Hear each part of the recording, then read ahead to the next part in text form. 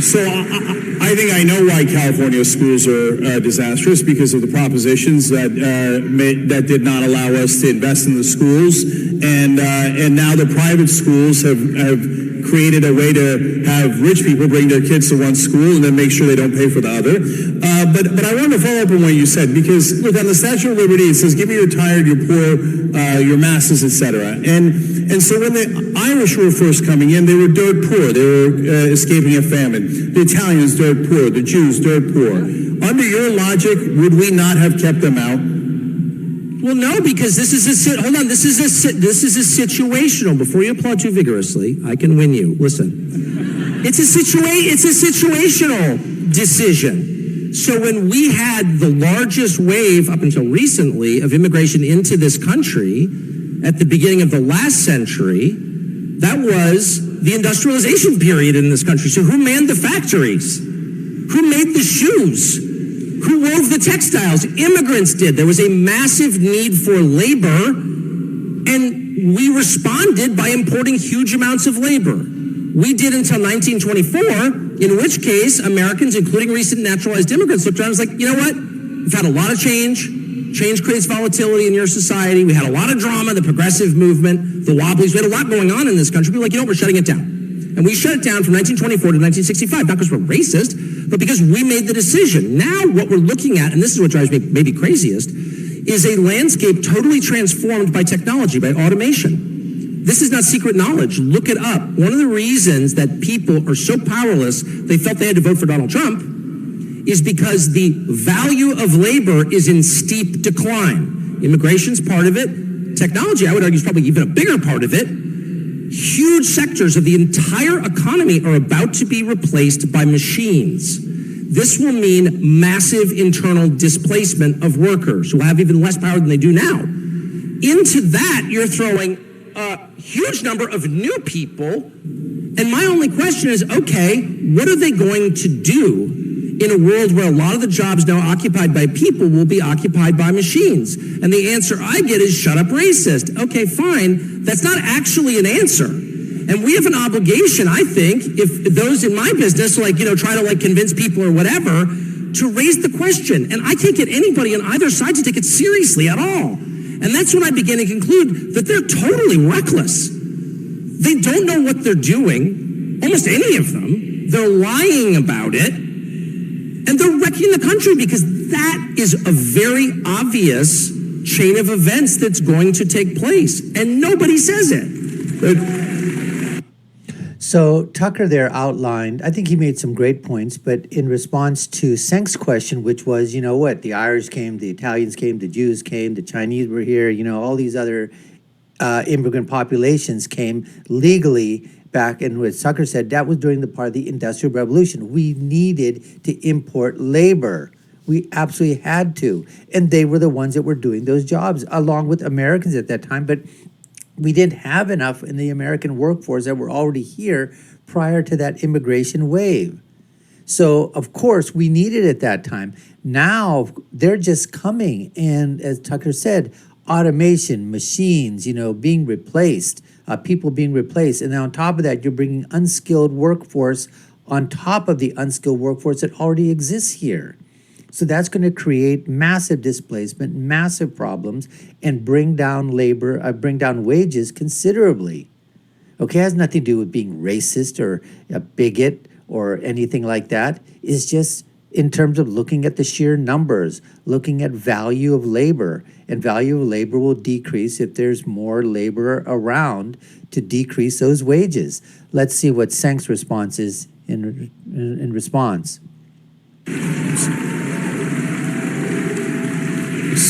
So one more follow-up to Lisa Tucker. So, look, in terms of do we need the immigrants now, and what cycle are we in history in America? Well, a couple of southern states did some raids, took away some undocumented immigrants. and then they panicked because nobody came and took the jobs, whether it was farming or warehouses and factories, etc. And so then they had to change the law and say, okay, never mind, they can come back in. So that happened a couple of years ago, and we've seen that. So obviously, and there's actually a great number of examples of that in the country, obviously there is some need for those workers. So when I see those Latin American workers that have come in, I see the same faces as the Irish and the Italians and the Jews and all the others that came in very poor, but that made this country much, much richer in the end. And so Tucker, when you say the word demographics, I think that is what makes people go, what does that mean? And so I genuinely want to ask you about that. So you did a story about Hazleton, Pennsylvania, and you were worried that the demographics of that town was changing. Why? Why are you worried about it? Because change... Okay. It seems in this regard here that all Cenk is using is his chance to ask questions to basically get the answers and try to put Tucker into a position that maybe he says something that's going to be a gotcha or whatever. That's what's happening. And Cenk just throws out a few things. Now, one of the things he talked about was, again, these immigrant, people that came early on in the 19th, century or whatever. So my question to Cenk would be, is that, because the thing is that Cenk is trying to catch, Tucker by keeps using the word demographic. And Cenk wants to make sure that he's implying by this that demographic is a code word for racist, being bigoted or whatever. And that's what he's throwing back at Tucker. And I would just basically want to tell Cenk, and I know how the name is pronounced, it's Cenk, but I call him Cenk. Anyways, from the Young Turks, right? Not the Young Turks. Anyways, my question is that those immigrants that came in previously, they came here legally. They were here legally, and at a time when we needed workers, as we've talked about before. So we're comparing apples to oranges now, because these illegals, now these immigrants, are coming illegally into this country. So there's a big difference between that. Anyways, let's continue. Because change is really hard. And I'll address the first part, I think, more interesting part of what you just said in just a second. But to the demographic question, let me just say out front, I don't ever speak in dog whistles because I can say whatever I want, and I always do. So I appreciate the question, because I'm often attacked on the basis of, maybe something, and it's probably my fault for not explaining whatever it was fully. But let me just say, nothing is in code, okay? It's all right out there. And my core concern is change and the pace of change, because I don't think that people are hardwired for it. And so you have a group, Homo sapiens, that have lived a certain way for only like 10,000 years, not a big deal. Hand-to-mouth agrarian society, boom, the machine age happens with the invention of the steam engine, something totally different, causes massive displacement, revolutions around the world. Half the world is enslaved by communism for 70 years in reaction to it. And you kind of catch your breath, and then you have this thing of the digital revolution, which totally changes everything again. And so one of my maybe my overriding concern after the wage question is how much change can people handle, actually, before they go crazy? And there's a lot of study on this. Robert Putnam at Harvard, who's hardly a right-winger, the bowling alone guy, has done a lot of really interesting study on this. Again, he's a liberal, but an honest one. And he's like, people, when they feel threatened, when things have changed too much, they get really angry and tribal, and they don't trust other people, and civic institutions collapse. And we're seeing this across the country. So there's a huge cost to changing everything up for the benefit of the few. And let me tie that to the first part of your question, which was, you said, in the South, there were raids on chicken plants, Tyson chicken plants. And the INS or ICE or whatever we're calling it now comes in and says, these people are here illegally without documentation. We're enforcing the law for once. And they couldn't find labor. Well, who is they? Well, they is the chicken plants. They is the... That's what I want to stop at. That's what Cenk didn't talk about, right? Oh, they couldn't replace the jobs. They couldn't do it. What do you mean they couldn't do it? The reason they couldn't replace the jobs, or they could replace the job, but they didn't want to, because when they had the illegals here, they were paying them much lower labor rates, of course.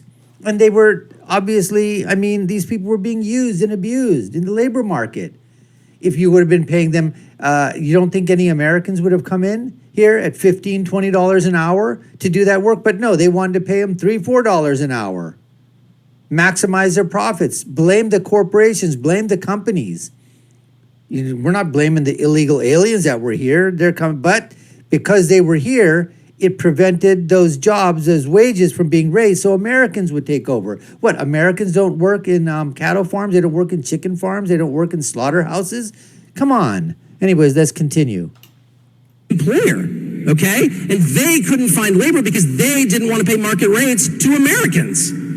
So basically what they're saying is, even though we're in the United States, we're a company in the United States. And by the way, you can say this of Amazon and Walmart for sure, and McDonald's and lots of other big corporations that the right has defended for many years, unfortunately, and now the left defends, bizarrely. They benefit from all the institutions that make business possible, the rule of law, patents, like all the things that we have that other people don't have, okay? And yet they feel like paying the wages of Tegucigalpa. Because why wouldn't they? They're an employer. What bothers me is that no one ever calls them out on it. So like you often hear people say, well, who's going to pick the lettuce or whatever? And I'm not slagging lettuce pickers. I respect anybody who works with his hands in the sun, of course. But it's not about the picker. It's about his employer. So lettuce might cost, $4 a head. Okay. Well, an iPhone costs $1,000 because like actually things have costs because they have value, because labor has value. Absolutely. So I guess my question is, when did liberals all become libertarian economists who are lecturing me about the market and how one thing we can't do is get in the way of employers finding the cheapest possible labor? What? When did you start defending this? And the answer, of course, is that big companies figured out the game. And they're like, for a very small price, we can buy the allegiance of the Democratic Party. All we have to do is fund their nonprofits, which they do, but more importantly, make a series of totally hollow symbolic gestures, like here's some new bathrooms, I'm for Black Lives Matter, leave me alone. And they have totally convinced your average college student that they're the cutting edge of the progressive movement. And so you see this really weird thing that always blows my mind. You go into an Apple store, and shamefully, I own Apple products, and you'll walk in and there'll be like some highly educated, kid with 2 degrees from impressive schools with a nose ring, standing in this kind of sad, spare retail space wearing a matching uniform, thinking he's part of the revolution. And I'm like, dude, you're working for the richest man in the world. Like, you're just a cog in a machine. You're a tool, actually. And he's like, no, I'm not. I'm picking up. Yeah, whatever. But I always think, like, the level of delusion that they've pulled off convincing the left, like, don't criticize suicides at Foxconn factories because, hey, we got you on the dumb social issues that don't mean anything. And they fall for it. It's hilarious. Yeah. All right. So, just going to wrap this up here right now is that I don't think, again, if you're talking about in terms of anybody winning because of a gotcha or this or that, I don't think so. Obviously, Tucker had dominated that in terms of minutes spoken, but that's because Cenk was using his time to try to put Tucker into a position where he may say something like, again, Cenk could say, a gotcha moment. Oh, there it is. I knew you were a racist. I knew you were a bigot. And Tucker wasn't going there. He just calmly, methodically, basically said, look, it's the big corporations. They're the ones, that are doing this thing. They're the ones that are fooling everybody. They're the ones that are fooling these rich, white, liberal, elitist, kids, thinking that they're companies that they work for or companies that they represent or these huge mega corporations just because they're on you with some of the social justice issues, and they're just doing it to get your vote, get your sympathy, say, yeah, we can do it. And all of a sudden you're thinking, I'm doing a great job. This corporation's doing a great job. Because like you said, they made some extra bathrooms, or because they said, you know what, women can work in positions just as much as men can do, or we're going to pay women the same amount of money, we're going to pay women more. They make some type of virtue signaling, and everything is fine. And then guess what? Everything else that's going up on the bottom, because slave labor wages and those kind of things, and hiring illegals, and don't worry about the American citizens in this regard. Oh, who cares about that? Because we're with you on the social justice issues. And that's exactly what Tucker is arguing. So in that regard, I think Tucker, what I would say in terms of just getting his points across and, basically answering the question that Cenk asked him, hey, I think this round would probably go to Tucker Carlson. Anyways, we appreciate you taking the time to watch. You've been watching the Dr. Nasir Shaikh Show. I've been your guest host. My name is Dr. Nasir. Like, share, and follow us. Hit that subscription bell, notification bell as well. I'll leave you with my final thought, which is, when you're right, you're right. And when you're left, you're wrong. We'll see you again next time, folks. Take care and stay safe.